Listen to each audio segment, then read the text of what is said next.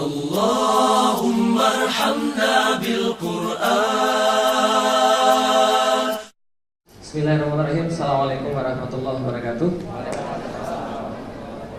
Alhamdulillahirabbil alamin, wassalatu wassalamu ala asrofil anbiya'i wal mursalin wa ala alihi wa sahbihi wa man da'a bi da'watihi wa iltazama bi tariqatihi wa tarasama khutuh jalal aqidatan islamiyyatan asasan fikratih wa miqyasan aqalih wa masdarani ahkamih. Asyhadu an la ilaha illallah wa asyhadu anna Muhammadan abduhu wa rasuluhu la nabiyya ba'da. Wa qala Allah ta'ala fil kitabihil karim, a'udzu billahi minasyaitonir rajim. Bismillahirrahmanirrahim. Wa ukhra lam taqdiru 'alaiha qad ahatallahu biha wa kana Allahu 'ala kulli syai'in qadir.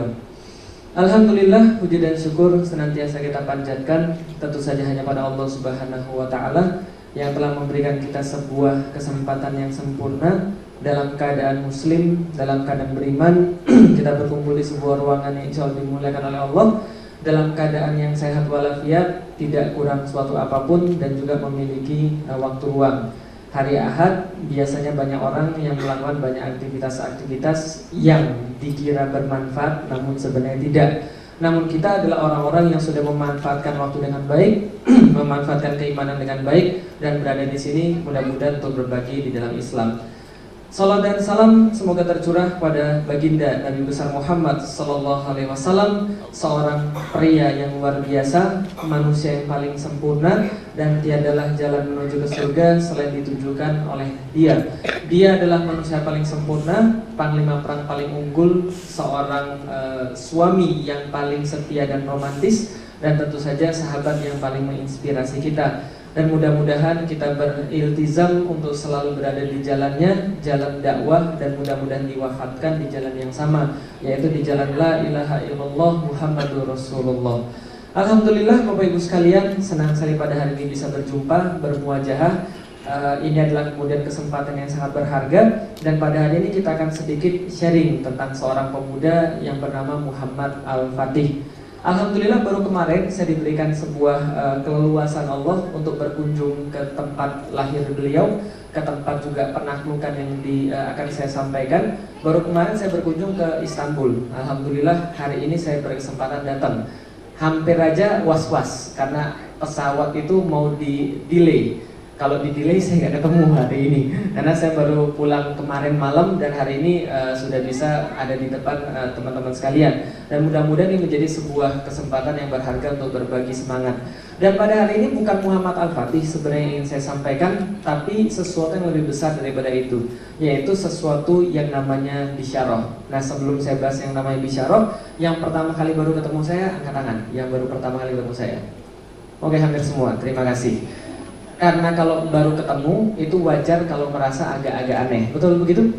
Walaupun sudah pernah dengar tweetnya ataupun sudah kemudian baca tweetnya, baca bukunya, tapi kalau ketemu langsung tetap beda. Karena kenapa beda? Karena tetap ada yang merasa heran, ada yang merasa aneh. Karena kalau melihat orang yang sipit terus ngomong Islam, yang kepikir apa? Lihat orang sipit yang kepikir apa? Cina. Makanya nggak cocok kalau ngomong Islam itu kan ya, jualan, glodok kalau di Jakarta gitu kan ya. Nah, kalau kemudian orang ngomong yang sipit, yang terpikirkan adalah tadi jualan, kemudian Cina, Shaolin, dan sebagainya. Padahal kalau kita lihat dari segi kemudian jarak, Arab sama Cina dengan Arab Indonesia, lebih jauh Arab ke Cina atau Arab ke Indonesia? Arab ke Indonesia, betul? Arab Indonesia kan harus nyebrang lautan, betul nggak? Nah, berarti kalau duluan Islam masuk, duluan ke Cina atau duluan ke Indonesia? Cina. Kalau itu Islam masuk Indonesia kapan? Katanya Cina duluan. Kapan Islam masuk Indonesia? Abad berapa? 7. Enggak, abad 7 baru Islam muncul di Arab. Abad 7 salah. Berapa Islam muncul di Indonesia? Tahun berapa? 1300. Salah. Tahun berapa kira-kira Islam masuk Indonesia? 1800. Oh, itu baru. Enggak. Tahun 800-an. Lebih tepatnya 818 sudah ada sebuah surat yang dikirimkan dari Kesultanan Jambi kepada Khalifah Umar bin Abdul Aziz supaya mengirimkan dai ke Nusantara. Nah kalau seandainya 818 dikirim surat dan baru nyampe di sana taruhlah 2 tahun dan baru kemudian diberikan dai ke Indonesia, Nusantara, mohon maaf, dan baru dibuat masjid taruhlah pada tahun 850-an, maka masjid sudah ada di Cina tahun 651. Tahun berapa? 651 tuh masjid yang ada di Cina dibuat pada tahun 651. Namanya Masjid Wai Seng atau Masjid Orang Suci. Orang Suci ini merujuk pada Muhammad Rasulullah Sallallahu Alaihi Wasallam. Ini dibuat oleh Kaisar Cina menghormati kunjungan Sa'ad bin Abi Waqqas, seorang sahabat sekaligus pamannya Rasulullah yang berdakwah ke negeri Cina, lalu kemudian mendapatkan banyak pengikut di negeri Cina. Berarti orang Cina sudah duluan masuk Islam tahun berapa? 651. Orang Muslim baru punya masjid di Indonesia tahun 850-an. Berarti orang-orang Cina duluan Muslim 200 tahun daripada orang Indonesia. Jadi mohon maaf, mulai dari sekarang panggil saya kakak kelas. Jadi nggak, itu cuma guyon aja. Kita nggak bahas tentang Cina pada hari ini. Yang insya Allah akan kita bahas adalah seorang pemuda namanya Muhammad Al-Fatih, yang memang dia tidak terkenal sebagaimana Spider-Man, tidak terkenal seperti Superman, tidak pernah terkenal juga seperti Batman yang kemarin baru makan banyak nyawa. Tapi